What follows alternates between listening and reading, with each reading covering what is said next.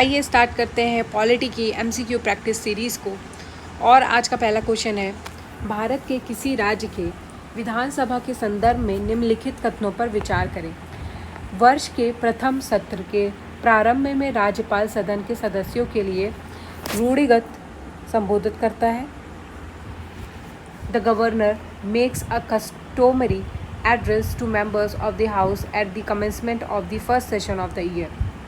तो ये स्टेटमेंट सही है, ठीक है। जैसे कि प्रेसिडेंट करते हैं एक सेशन, वैसे ही स्टेट में गवर्नर भी करते हैं, ठीक है। इसलिए पहला स्टेटमेंट सही हो जाएगा।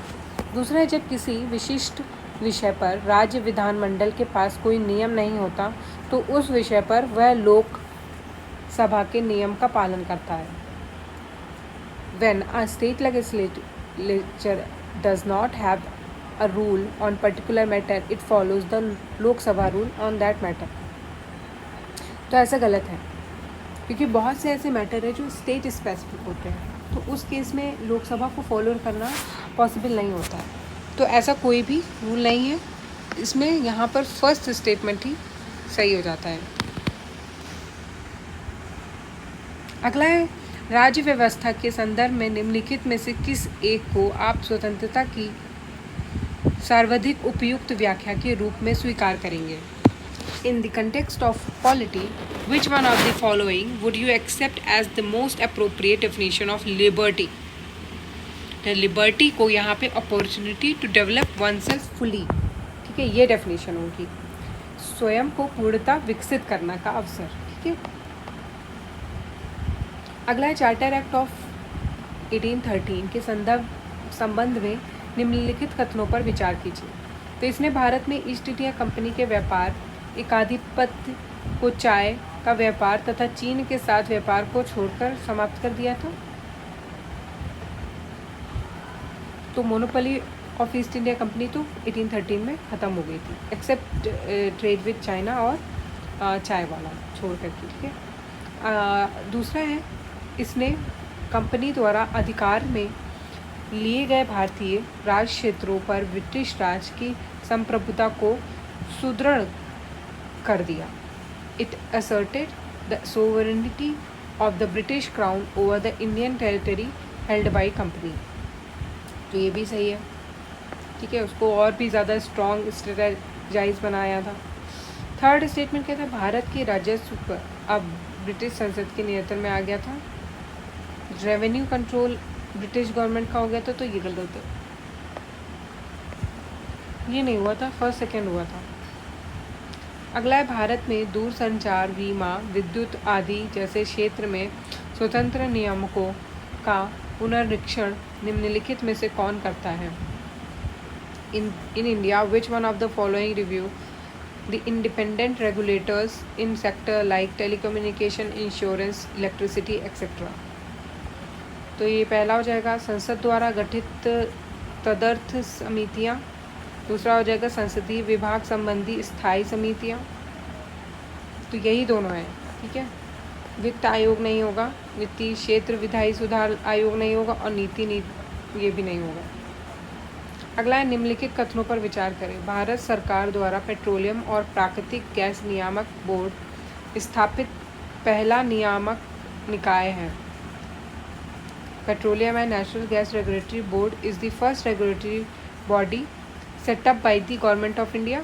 तो ये गलत है, ठीक है, फर्स्ट नहीं था।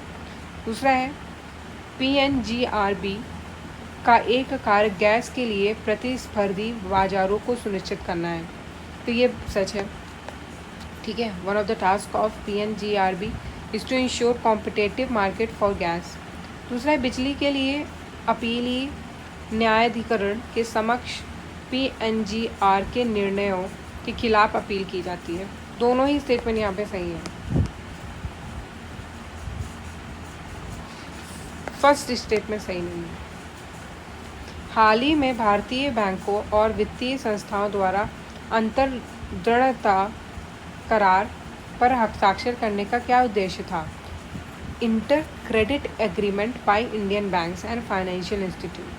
तो क्या था इसका, केंद्रीय और राज्य सरकारों की आधारिक संरचना परियोजनाओं को संबल प्रदान करना, ठीक है, to support infrastructure projects of central and state government. तो ये दोनों सही हो जाता है।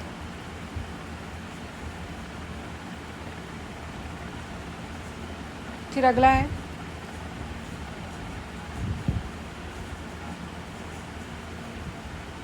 भारतीय संविधान का कौन सा अनुच्छेद भारत के राज्य की उपयुक्तता पर विचार करता है? Which article of Indian constitution deals with the suability of state of India? तो ये आर्टिकल नंबर 300 है। दूसरा है निम्नलिखित में से कौन सी संसदीय समिति का सभापति निरपवाद तौर पर शासक दल का होता है? The chairman of which of the following parliamentary committee is invariably from the member of ruling party? तो ये प्रकलन समिति जो होती है, एस्टिमेट कमेटी, उसका होता है। अगला है संसदों को प्राप्त निम्नलिखित में से वह कौन सा उपाय है जो विविधत निर्धारित नहीं है? तो वो है शून्यकाल, ठीक है। Which of the following is not a formally prescribe device? तो ये फॉर्मल नहीं होता है, 0 होगा। निम्नलिखित में कौन सी समिति केवल निचले सदन की है? लोअर हाउस में सिर्फ होती है, सारे ही मेंबर लोअर हाउस के होते हैं, यानी लोकसभा के मेंबर्स से बनती है, तो होती है प्राक्कलन समिति, एस्टिमेट कमेटी, ठीक है। 31 मेंबर्स होते हैं, सारे ही लोकसभा के होते हैं। अगला निम्नलिखित में से कौन सा उपाय है जो लोक महत्व के मामले में मंत्री पर ध्यान खींचता है? ठीक है, कॉलिंग अटेंशन नोटिस कहते हैं जिसको, ध्यान आकर्षक notice.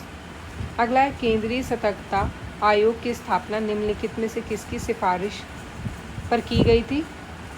Central vigilance commission was set up on the recommendation of, तो वो हो जाएगा संतनम कमिटी।